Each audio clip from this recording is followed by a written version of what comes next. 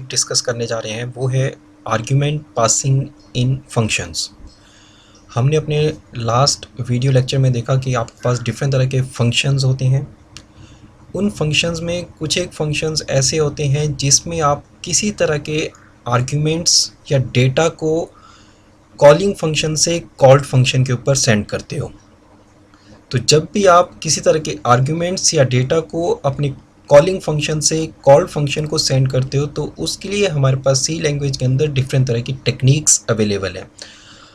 आप यहाँ पे इधर जो डेटा आप सेंड कर रहे हो वहाँ पे आप एक वैल्यू सेंड कर सकते हो। वेरिएबल के अंदर आपने जो वैल्यू स्टोर की है आप उसको सेंड कर सकते हो अपने कॉल फंक्शन को, या आप किसी तरह के रेफरेंसेस सेंड कर सकते हो। रेफरेंसेस आपके यहाँ पे एड्रेसेस होते हैं। आपका जो वेरिएबल है उसके अपने एड्रेसेस आपके प्रोग्राम के अंदर रहते हैं।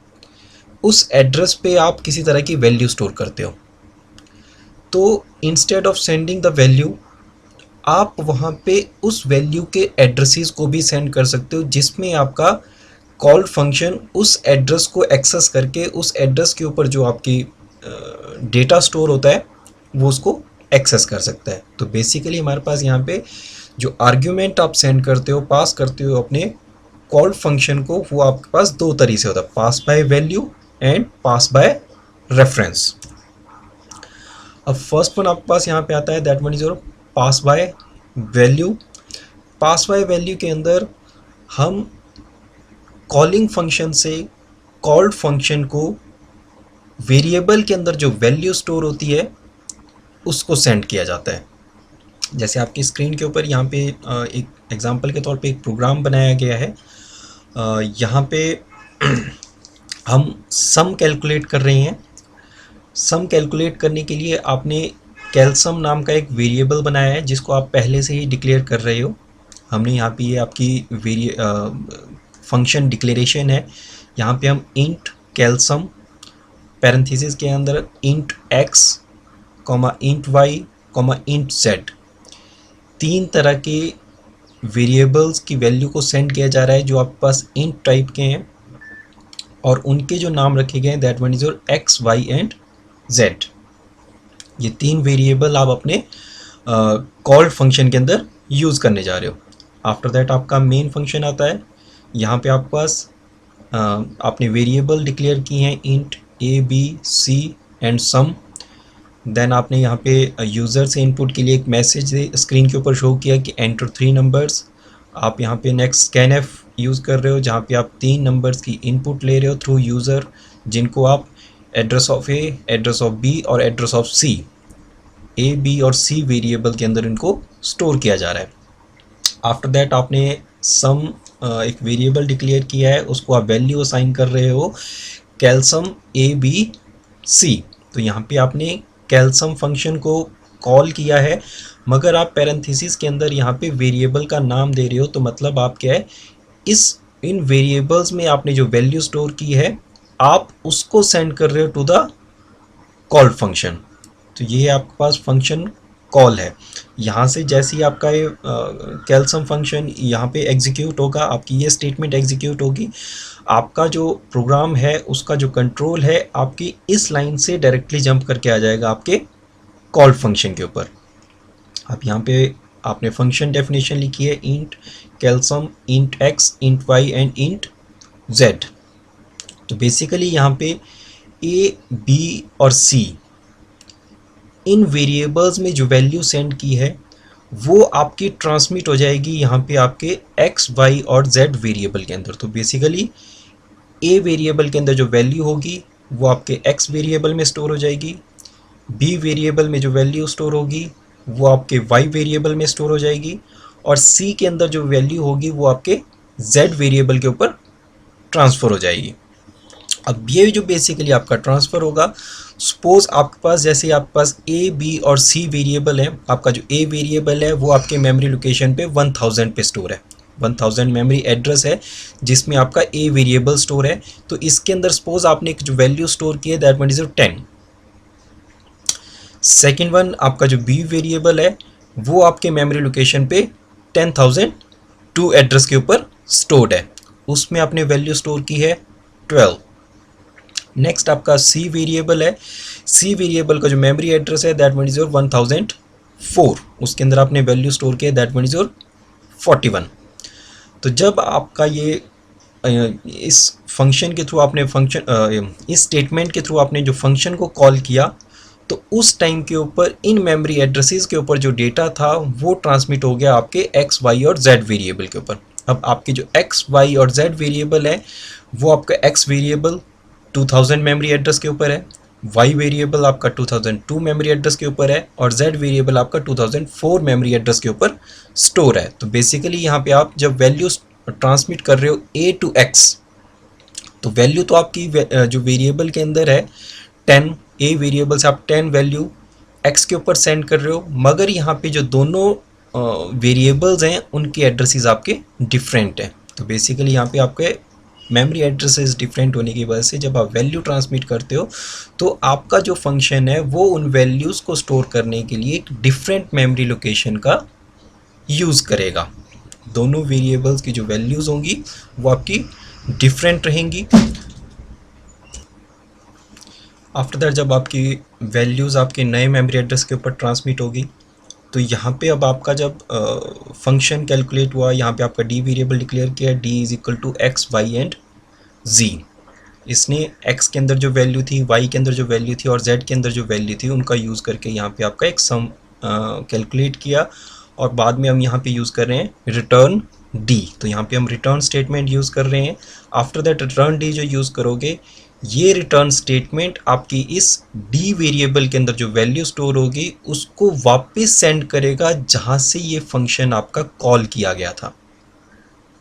तो रिटर्न स्टेटमेंट का बेसिकली आपके पास यहाँ पे जो रोल रहता है वो जहाँ से फंक्शन कॉल किया जाता है वहाँ पे फंक्शन के थ्रू जो वैल्यू कैलकुलेट होके आती है उस चीज़ को वो रिटर्न करता है।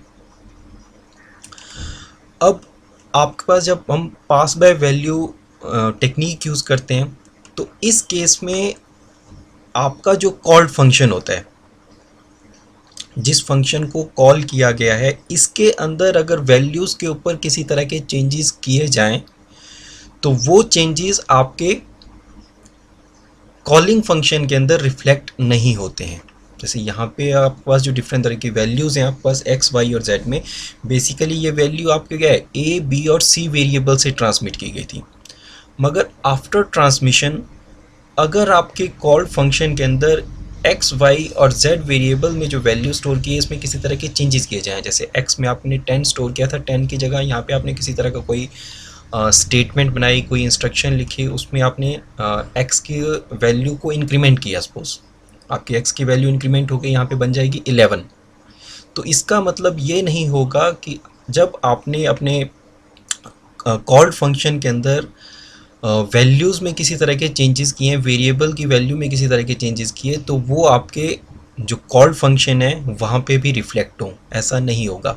आपका जो कॉल्ड फंक्शन है वहाँ पे आपने वेरिएबल में जो वैल्यू स्टोर की है वो वही रहेगी जो आपने पहले डिक्लेयर की थी, चाहे आपके कॉल्ड फंक्शन के अंदर किसी तरह के वेरिएबल की वैल्यूज़ में चेंज हो जाए, वो आपके कॉलिंग फंक्शन के अंदर रिफ्लेक्ट नहीं होती है। ये टेक्निक होती है आपकी पास बाय वैल्यू, जहाँ पे आप अपने कॉलिंग फंक्शन से कॉल्ड फंक्शन को सिर्फ वेरिएबल की वैल्यू को सेंड करते हो। अब इसका चाहे हम एक एग्जांपल देख लेते हैं कि ये वैल्यूज़ किस तरह से एग्जीक्यूट होंगी। जैसे सपोज आपके पास एक मेन वेरिएबल है, मेन वेरिएबल में आप int a is equal to 10, b is equal to b assign 20। आप यहाँ पे a को 10 वैल्यू असाइन कर रहे हो और b को आपने 20 वैल्यू असाइन की।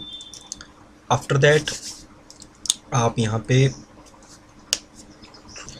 अब हम यहाँ पे एक फंक्शन बना लेते हैं और इसमें हम a और b की वैल्यू को ट्रांसमिट कर लेते हैं। आपने a और b की वैल्यूज़ को फंक्शन को ट्रांसमिट कर दिया। आफ्टर दैट प्रिंटफ स्टेटमेंट, अब यहाँ पे हम a और b की वैल्यू को फिर से प्रिंट कर लेते हैं। a is equal to percent d, new line, b is equal to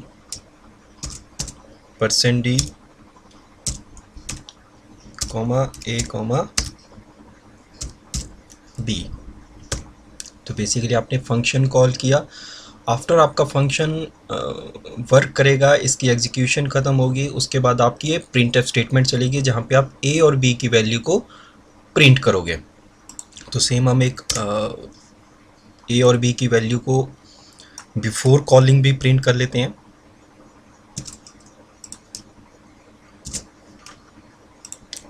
that one printf value of a and b before calling function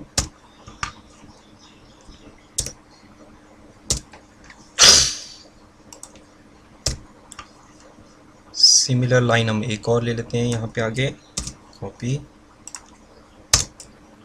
paste. अब ये है आपके पास ए और बी की value after calling function. Now हम यहाँ पे फंक्शन डिफाइन कर लेते हैं।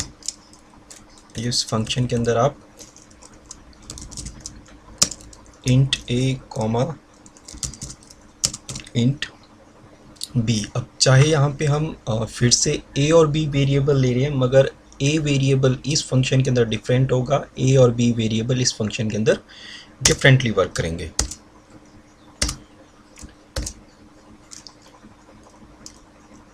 यहाँ पे हम फिर से ए और बी की वैल्यू प्रिंट कर लेते हैं।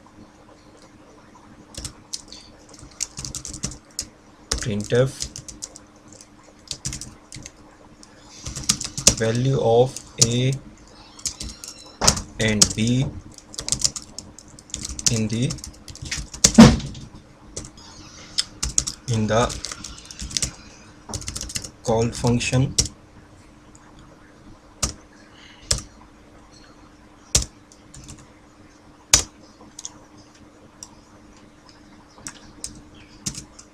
इसी लाइन को यहाँ पे पेस्ट कर लेते हैं।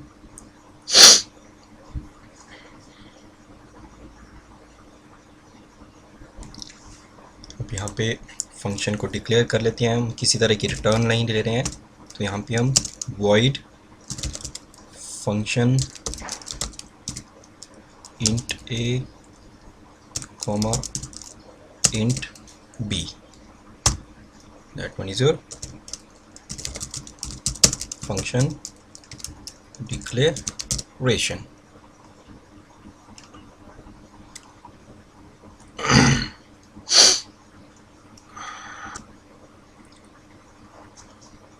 अब इसको एग्जीक्यूट करके देखते हैं।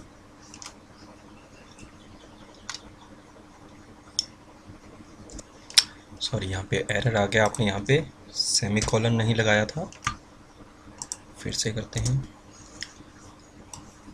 तो जैसे हमने इस प्रोग्राम को एग्जीक्यूट किया, आपकी कुछ इस तरह की आउटपुट आएगी आपकी स्क्रीन के ऊपर, जहाँ पे आपके पास जब आपका मेन फंक्शन एग्जीक्यूट हुआ, आपके a and b variables declare किए गए और उनको 10 एंड 20 दो वैल्यूज़ इनिशियलाइज की गई।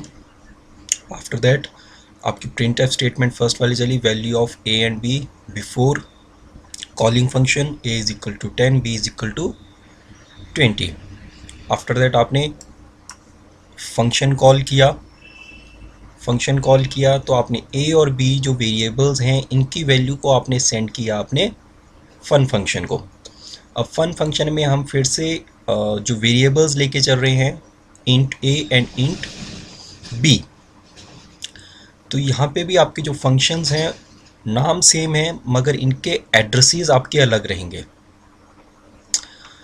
अब यहाँ पे जब आपका ये फन फंक्शन कैलकुलेट हुआ तो इसमें आपकी जो प्रिंटफ स्टेटमेंट चली, that one is your value of a and b in the called function.